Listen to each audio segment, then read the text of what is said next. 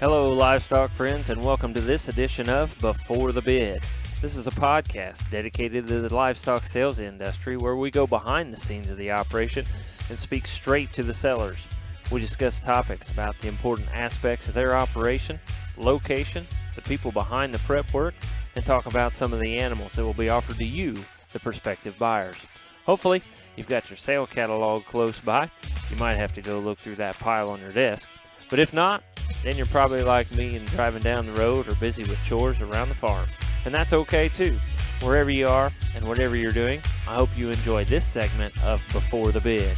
I'm your host, Andy Howell.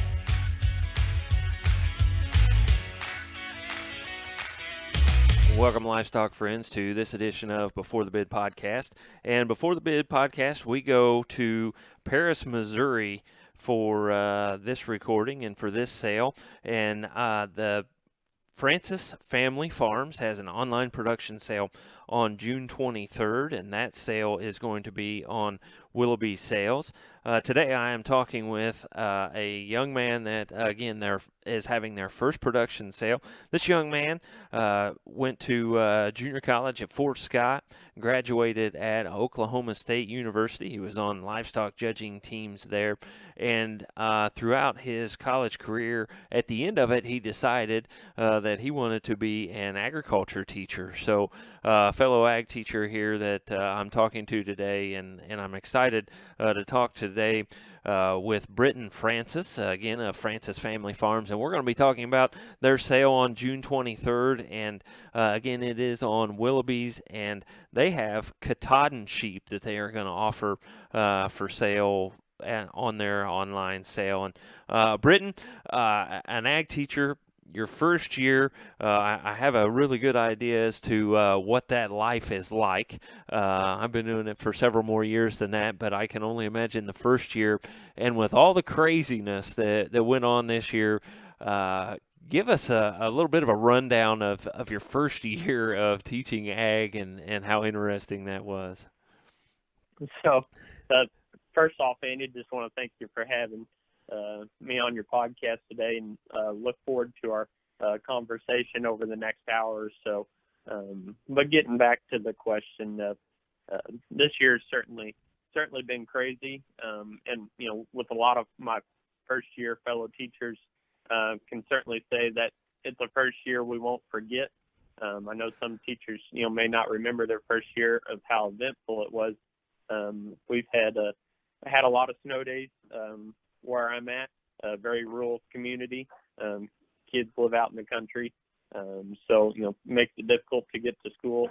We also, along with this pandemic, and been out for a couple of months. We also had a kid in a pretty tragic accident, and thank goodness he is on the mend now. So makes your perspective of life and teaching a little different, and not everything's going to go as planned, and we just had to modify what we're going to do, over the summer with activities, move on to next year, and have those same goals and focus in mind to keep improving our chapter. Yeah, it is a very interesting life on a normal day. Or on a normal year, and very interesting to do that. And I can only imagine for your first year some of the things that you've been thrown into and experienced here. A seasoned guy like myself, we kind of roll with it a little bit, but I can imagine how challenging it has been for you for this first year. Yep. So why did you get into ag teaching? I think this is a neat story. You went to Fort Scott Junior College. You went to Oklahoma State University. Your judging team there, but your first avenue wasn't to become an ag teacher. That's correct. I had the opportunity, like many high schoolers, straight out of high school, I really didn't know what I wanted to do, where I wanted to go, and luckily, through FFA and livestock judging, as well as showing livestock, kind of fell in line with some friends that said, hey, if we're going to JUCO here at Fort Scott Community College, the coach is great. So I followed suit, gave it a tour, talked with him one day, and got home and knew that's where I knew I needed to go. And that man by the name of Ryan Page, certainly a guy that I give a lot of thanks and praise to in developing me as a livestock judger, but even a better person. And then after that, I transferred to Oklahoma State under the direction of Dr. Blake Bloomberg. Had a very successful judging team there as well. We won both the Denver livestock judging contest as well as the carload contest, and only the 14 to do that with two different groups of kids in each contest. And we had a lot of success there, had a lot of fun. I wish I could have gone 4 years to Oklahoma State, and certainly time that I wouldn't forget. After graduation, I graduated with a bachelor's in animal science.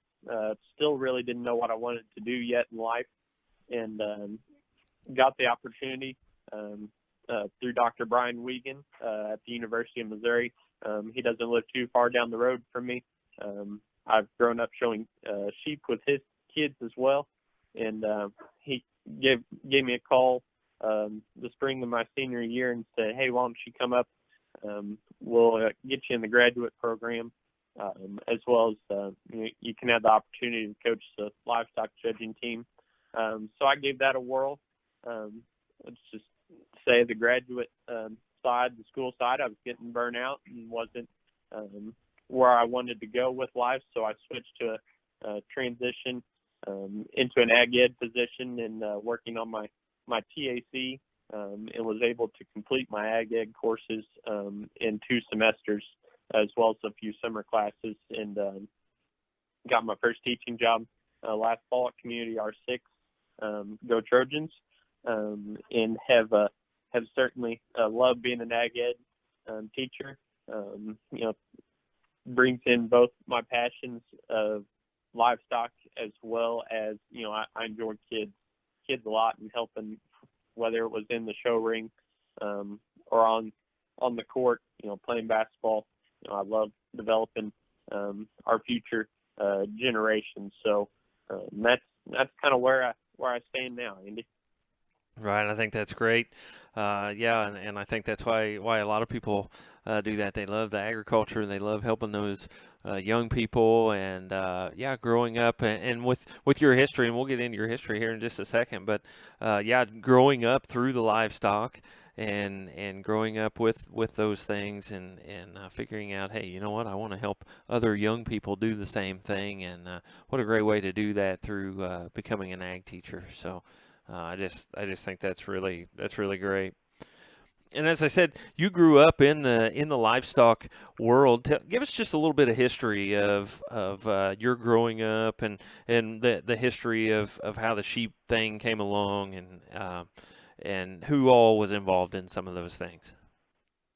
So growing up, I've had sheep ever since I was born. My dad started back when he was 8 years old. His grandpa, D, got him 8 head of sheep for his 8th birthday. And he grew up, with some black-faced sheep showing in 4-H and FFA. And then once we got to the age, I started around 2002, 2003, and I showed pulled Dorsets. I've got a younger brother, 13 months younger than I am, that started in Hamps, and then my sister's 5 years behind me, and she started in the South Downs. So we each had our own separate breed. We kind of weeded a couple of breeds out and got down to South Downs and Katahdins, and finally switched everything over to Katahdin, purebred Katahdin, in 2011. But what really started us off was we ran commercial ewes for a long time, both wool, and then started in the Katahdin commercial side in about 2009, where we purchased our first flock, and we'd also fed some market lambs as well, feedlot lambs, and just seeing how those lambs grew to a market weight quicker than what the wool sheep did that we used to feed out. has certainly opened our eyes when we started out with Katahdins, and then as we've developed our flock, on the commercial side, and now to the purebreds. They're easy maintenance, especially in the hot, humid weather that we have here. I don't know about you out east, Andy, but we've got a lot of rain this spring, pretty muggy. And these Katahdins handle it very, very well. So that's kind of how we got started in the Katahdins and where we are at this point. I was wondering about those Katahdins because we've been exposed to them. They're not a huge thing out here, but boy, the more and more I see those, or the more and more I travel and see those, there's a lot of these people that are really catching on to this Katahdin thing. Yep, and we certainly when we first started, we purchased our first purebreds back in 2011. Started showing in 4-H and FFA, and it was certainly one of those things. You rolled up to your county fair and people said, "What is that goat with a long tail?" They had right. They had no idea, what the sheep were. Why would you want to show a sheep like that with a long tail? I can certainly tell you it makes for easy catching to have this limb to grab a hold of. So. Certainly you get some looks, but now that they've gained popularity at both the state and national level past several years, the Katahdins at Louisville, either on the ram or the U side, have been pulled out for the top 5 for Supreme selection there in the open show. Our state fair, Katahdins run right up there with the South Downs.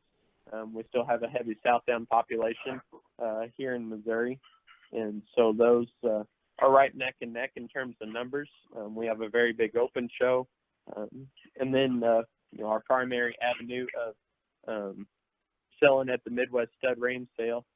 Katahdins rank right up there in numbers and have had very good averages over the past 5 years, and there's probably somewhere between 170, 180 head that sell at Stud Ram Sale every year. So they're gaining popularity, as well as the first Katahdin ram, Long Jeans, was the first Supreme champion ram at the Stud Ram Sale overall, champion rams of different breeds.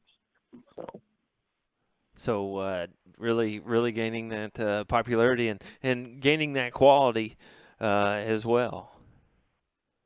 Yes, they had. And the Katahdins, I know when we first started, a mature ewe may weigh 150 pounds, and a buck, right around 250. I certainly know that, the sheep have gotten bigger and better, while keeping that structural integrity, and the important traits of maternal instincts and capacity, and still being heavy muscled sheep, because these were strictly, when they first started out, for easy care, hobby type farms.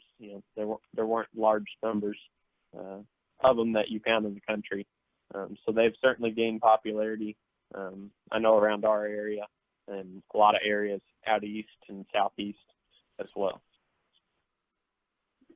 Right. Yeah, and they're getting better quality. And yeah, I wanted to ask you, but you kind of answered why leave the tail on those things? Is it purely for catching? I don't know if that it's exactly for catching. Oh, but, okay. That was whenever they set the breed standard, that was one of the traits. You can't dock their tails. Also, with the high ethnic demand out east, a lot of those ethnics like their lambs whole, so they like the scrotum and tails intact when you sell to market. And that's a lot less labor, on the farm. Depending if you have 40 head or 400 head of lambs, born a year, to not have to band and dock those tails, makes for a lot easier work. and labor, especially on our backs, having to bend over and catch all those lambs. So, right. And possibly a little bit healthier as well. Yes, yes, definitely. So a lot less stress on those lambs. So are they leaving most of these Katahdins intact then instead of weathering these guys? Yep. For if you go to the local sale barn, we got one of the top markets here just south of us in the Midwest Exchange regional stockyards in Mexico, Missouri. Run about 1,000 head a week, and a lot of hair sheep go through there, and majority of buck lambs are left intact, tails and scrotum and all. And mine and my dad's theory, certainly if those things add a couple extra pounds, and multiply it by how many ever sheep you take, got a couple extra dollars in your pocket per lamb, because they like those lambs intact. Oh wow, that's interesting.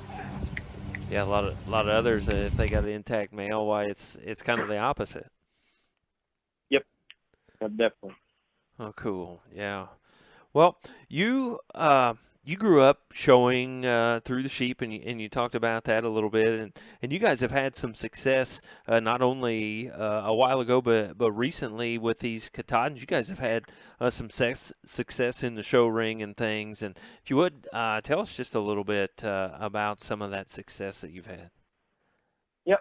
So our primary show every year is the Missouri State Fair. Very competitive. We've got a lot of great breeders here in Missouri. Henry and Becky Schultz are 30 minutes down the road from us. Luzon Farms is about an hour and a half over towards Jeff City.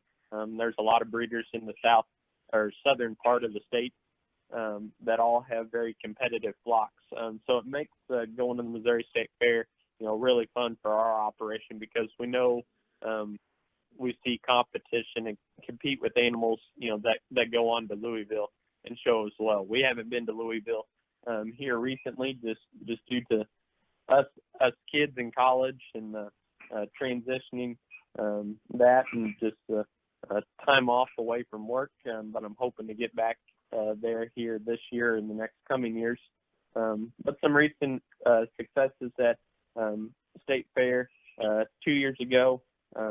We were pretty good flock, and also had the reserve champion ram overall, who was behind the ram that ended up being champion at Louisville that same year.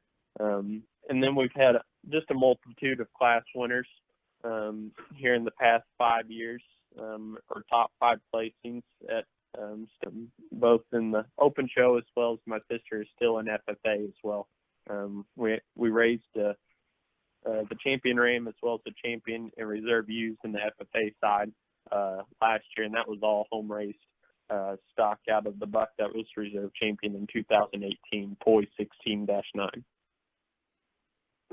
So had a lot of success, and I didn't realize your sister, she's still young enough to be in and coming through there. So you're still. Yep, she's a freshman at Oklahoma State as well. So she's got several more years left in the show ring, but certainly proud of what she's accomplished in and out of the show ring as well. Okay, so following in Big Brother's footsteps, going to Oklahoma State. Yep, she is. Is she going to be an ag teacher as well? I don't think she probably has the patience to be an ag teacher, but that's not sure what she wants to do exactly. She's majoring in animal science and ag communications. So she may be taking your place one day, Andy. I don't know. Okay. Well, yeah, that sounds all right. Maybe you guys could have a brother-sister teaching team, and so you guys teach during the day and then raise sheep on the other time. Yep, that's what I do now. So I'd enjoy that. That sounds like a good plan. Yeah, you guys have something else going on there. If you go to your Facebook page and things, and you guys are in this dog business as well. Yes, I own Tiger Country Corgis. Since we are in Mizzou Tiger Country up here, I got started back in. I bought my first dog in 2013, a male from actually my professor at Oklahoma State, Dr. Jerry Fitch. That's where I got my first male. Was when I was that was my last year in high school, and bought him at the All-American Junior Show and picked up a female a year later and had our first litter of pups in the fall of 2015. Right now, I've got right at 10 females and a couple of stud dogs, and we have litters all year round, and certainly great companion animals, as well as they live on our farm. They've got a job, and they help herd. It's all natural instinct. It's in their blood and in their genes. We don't do any formal training besides get them, and that'll do. And we certainly enjoy the help that they provide us, while we're rounding up the flock, trying to sort sheep. They are a huge help, especially if it's a one-man show that day, trying to get them into the working facilities. I've had a couple people tell me that corgis are hard-headed. Is that right? They can be. Okay. I'm not going to say that they're the easiest. They are strong-willed, and they are dogs that want to please. So they will do whatever it takes to try to please you, and that often comes with being stubborn. Sometimes they're going after the flock, trying to round them up, and you may not need them to go that direction or go after that one animal, but they're going to go after it anyways. So just staying in control and making sure that they don't let them run too free with trying to herd the sheep, because they may end up taking them in the wrong direction. But they have been a tremendous help for us. Yeah.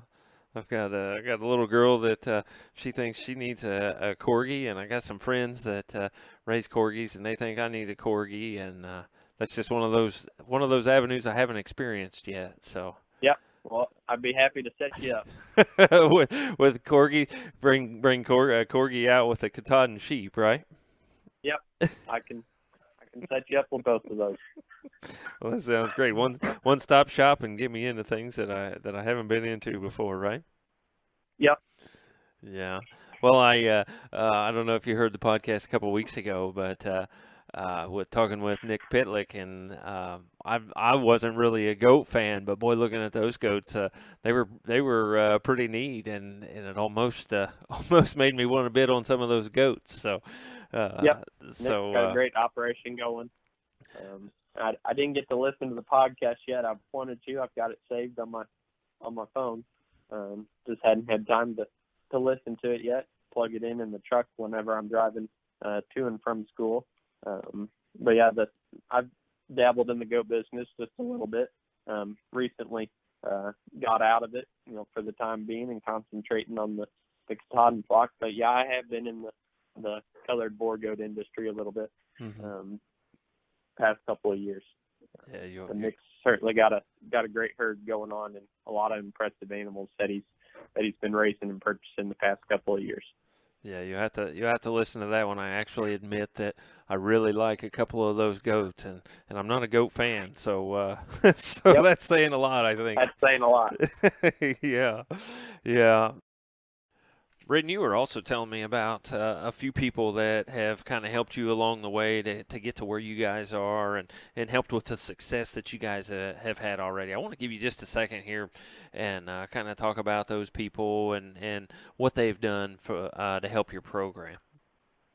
Yeah, so couple of three breeders, three families that I want to mention that have helped us get started in the Katahdin, as well as just they're there for advice anytime that we need them. Back when we started in 2011, Henry and Becky Schultz, they live in Centralia, Missouri, which is just 30 minutes down the road. Prairie Lane Farms that are known to most sheep breeders around the country. Very competitive in the Katahdin breed now. It's had several national champion rams and ewes to their name, as well as, back in the day, they showed Dorsets and Cordales.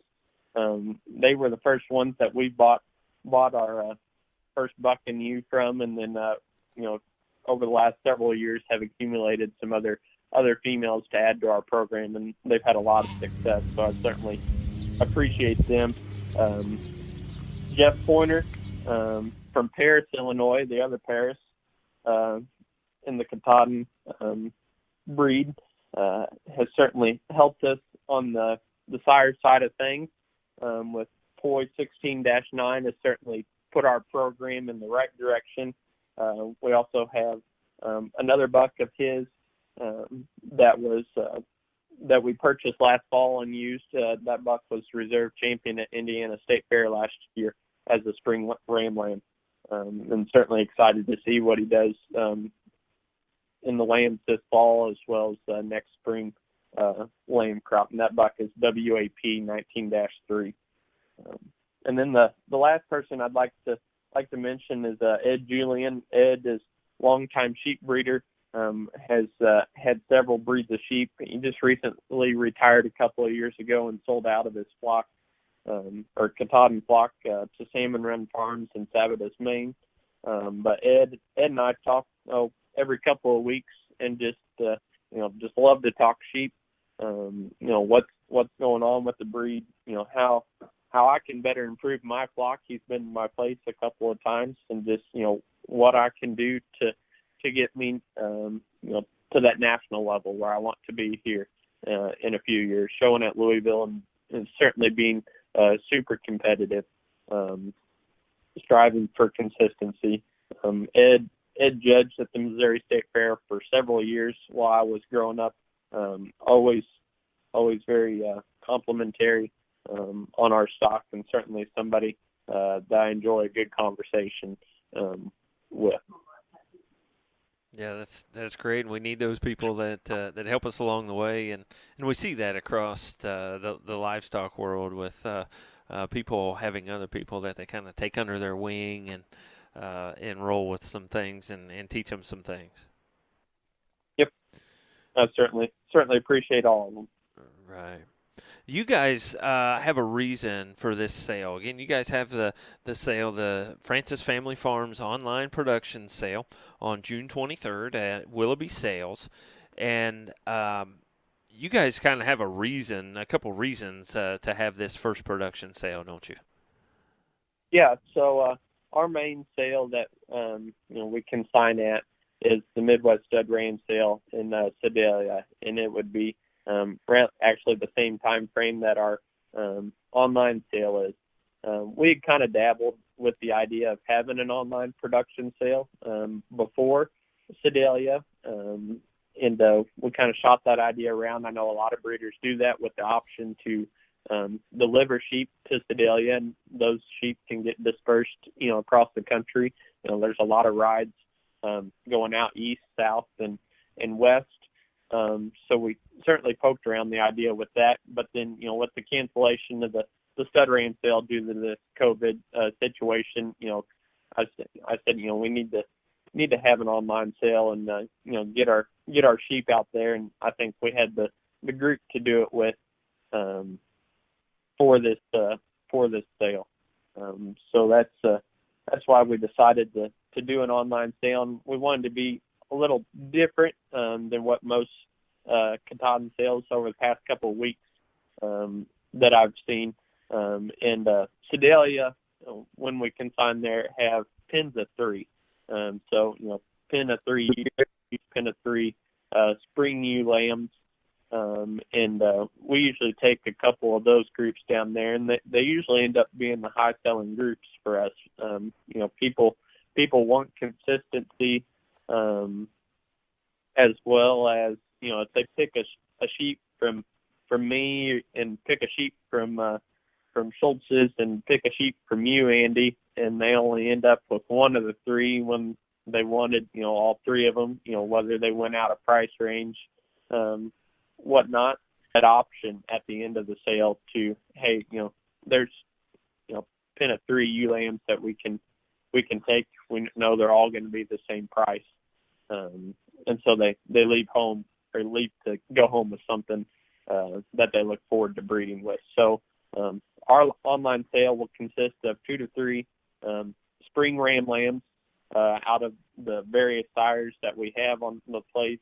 2 fall ewe lambs started by Poi 16-9, and then the spring ewe lambs, we've handpicked the top 30 ewe lambs. Now, I wish we could keep them all. We had a tremendous lamb crop this spring, averaged right around 1.8 lambs per ewe, lots of triplets, lots of multiples, and lots of female. There's lots of ewe lambs born. So picked out the top half of the earliest lambs that are ready to go. And we're going to split those up into pins of 3 and sell them 3 times the money and offer just a different perspective to this online sale. Okay, yeah, and we can get into some of those pedigrees and things here in just a minute. But you guys recently acquired a lot more sheep. Yeah. We had the opportunity last fall. We got a call from another breeder down south that this Amish guy had the Pipestone flock, and that he had some ewe lambs for sale. So we originally went down and bought the 80 head of ewe lambs that he had, and then he ended up selling us the whole flock. And the flock originated from Pipestone, Minnesota, and the well-known Doc Kennedy. Doc passed away a couple of years ago in November of kidney failure. Certainly pioneer in the Katahdin breed, and had the largest purebred Katahdin flock in the nation.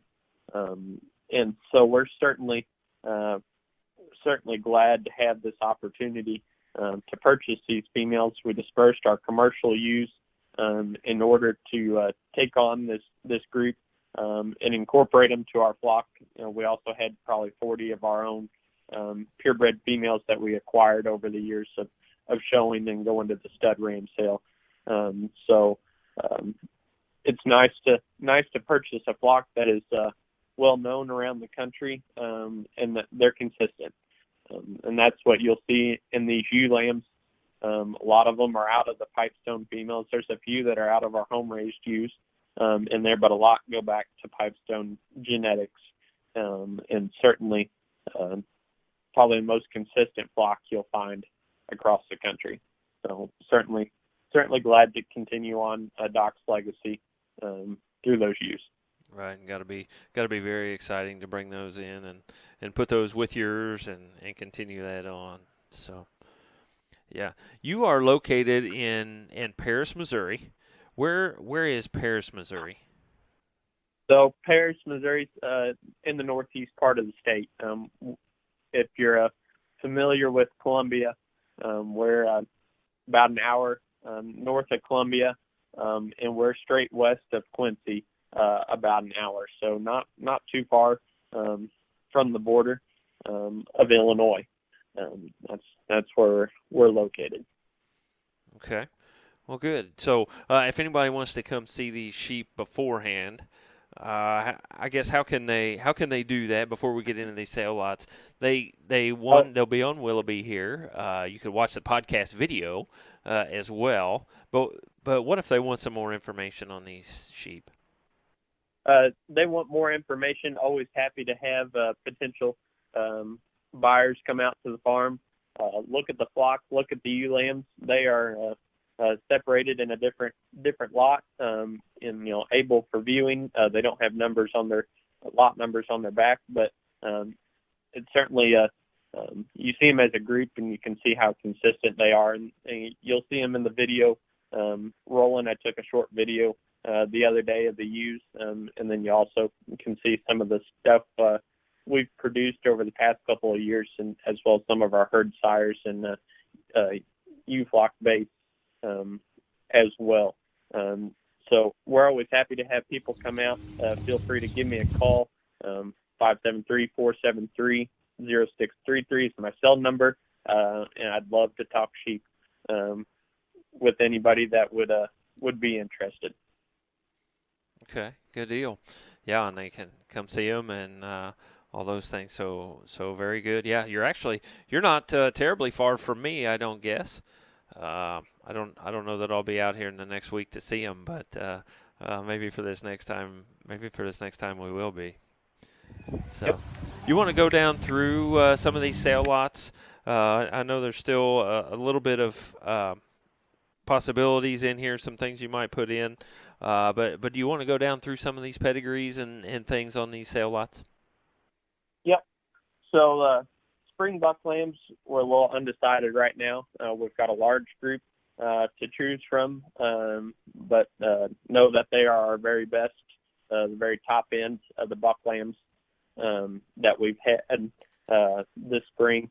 And we've got a multitude of sires, and we'll try to offer a diverse set of genetics there from the sire side with Poi 16-9. We've got a home race son of him that we call Spit and Image. That buck is FRA 5305. We have another pointer buck, WAP 19-3, as well as a Doc Kennedy buck P766. It's a 2013 model out of the first ever buck who was champion at Louisville several years ago. And then we also have a Schultz ram, shoe 3792. That is a Remington son that goes back to Centralia on the top side and Vision on the bottom side. So we'll offer a diverse set. In terms of the buck lambs, the two fall ewe lambs that we do have in the sale are October-born females. They are out of Poi 16-9. He's our main herd sire here. If you look at our Facebook page, Francis Family Katahdin, you can find him pictured on there. Real massive buck that is super consistent what he produces. I love the way that this guy is built in terms of his structure and his athleticism, while still being having a great profile from the side, and he's certainly easy keeping and heavy muscled. We weighed him a couple weeks ago, and he was right in the 330-pound range. So a big boy that can certainly maintain his weight, and certainly instills that in his offspring. The two ewe lambs, we didn't have very many. Fall lambs had roughly 25 head, and we were really heavy on the buck side. Only had 7 ewe lambs. And so we're offering 2 very high-quality females, a solid red ewe that's about as stout and powerful as you can make a Katahdin. Her lines go back to some of our home-raised females that are Schultz and genetics, or Schultz and a pointer on the dam side as well. The other fall ewe lamb would be out of a Homestead Acres ewe.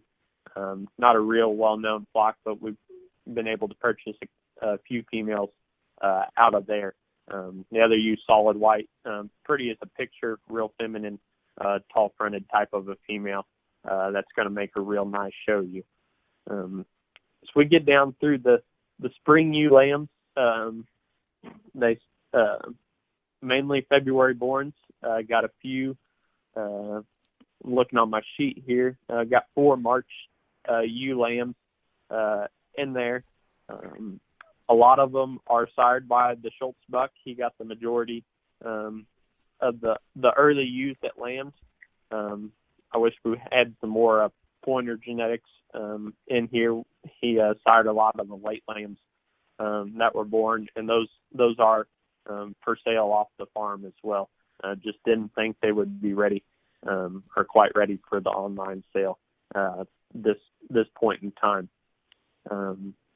So all these ewe lambs, the majority of them are sired by the Schultz buck, and and then as well as the other bucks that I've mentioned throughout.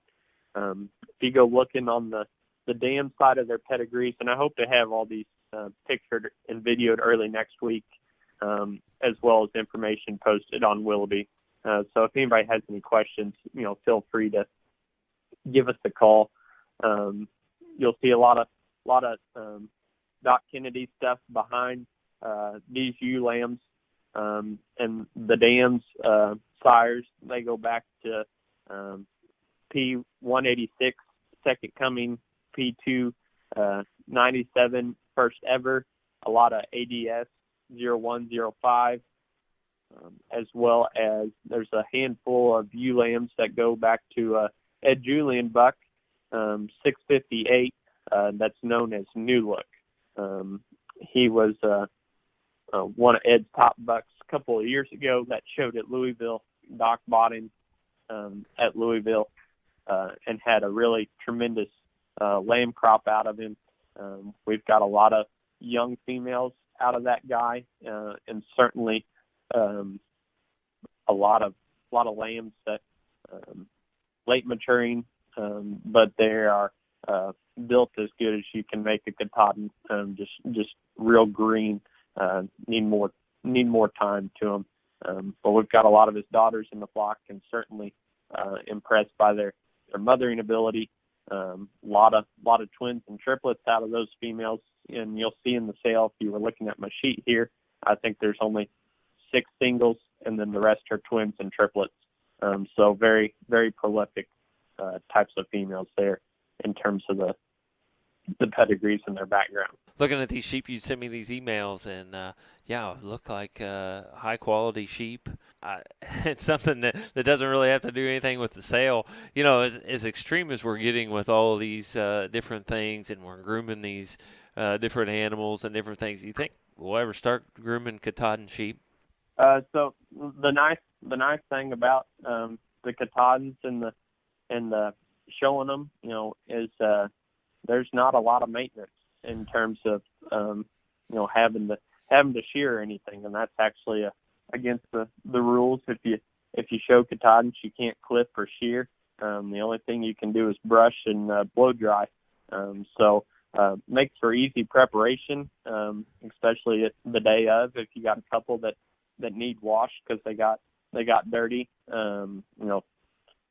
Rinse them and use a cattle blow dryer on them, and blow those ewes out, and they're ready to go. Not a lot of time in the barn, spent shearing and trying to, they don't have leg wool, so you don't have to worry about growing that or anything. So very easy maintenance. One of the things that kind of sold us on showing them is you can show up to the fair dirty, and you can have them clean in a couple of hours, and we don't even put blankets on ours because they don't accumulate dirt or straw or wood chips, whatever you bed them on.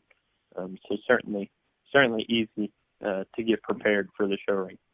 Right. So if I've got a young junior that wants to get started in the sheep, why should I bring them to Francis Family Farms and have them buy sheep on this online sale? So we've been heavily involved. Even my dad showing up in 4-H in FFA. We've been all about the youth and agriculture in the future. That's one of the reasons I took. It's one of the reasons I took an ag teacher position was to help structure those kids and develop them for their future careers. We love talking sheep. We're always here to help.